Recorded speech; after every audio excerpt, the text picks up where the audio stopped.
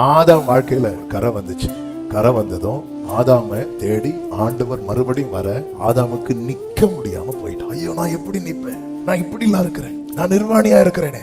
இப்படிப்பட்ட எண்ணங்கள் நம்ம பல நேரத்துல என்ன செய்யும் அப்படின்னா, நம்ம தூரமா கொண்டு போகும். இன்னைக்கு கர்த்தர் சொல்ல விரும்புகிற வார்த்தை இதுதான். நீ எந்த நிலையில இருக்கிறியோ வந்து நில்லுங்கிறான். உனக்கு வேற சொல்யூஷனே கிடையாது.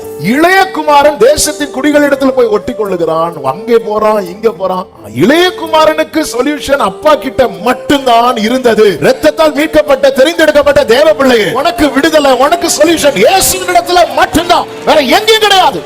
கேட்டுக்கொண்டிருக்கிற அன்பு சபையே, உங்க மேல இருக்கிற அழைப்பு உண்மை. தேவன் எவர்களை முன்குறித்திருக்கிறாரோ அவர்களை அழைத்திருக்கிறார். எவர்களை அழைத்திருக்கிறாரோ அவர்களை நீதிமான்களாக்கி இருக்கிறார். தேவன் நம்மை அப்படி பார்த்து அழைத்தவர் அல்ல, ஏற்கனவே முன்குறித்து அழைத்திருக்கிறார். நீங்க இப்பொழுது எந்த நிலைமையில் இருக்கிறீர்களோ, இதோ வேலைக்காரருடைய கண்கள் எஜமான்களின் கையை நோக்கி இருக்குமா போல கர்த்தருக்கு முன்பாக வந்து நில்லுங்கள்.